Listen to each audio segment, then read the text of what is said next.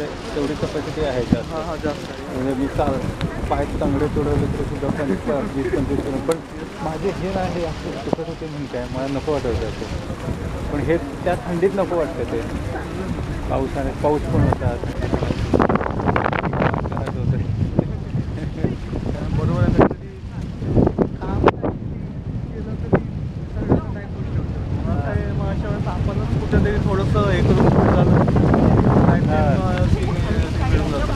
तर हे काय आहे लाईफ टाईमच आहे. आता कुठंच आपण नाही यायचं नाही असं कुठं सेविंग करायचं आणि यायचं मग मी असंच करतो.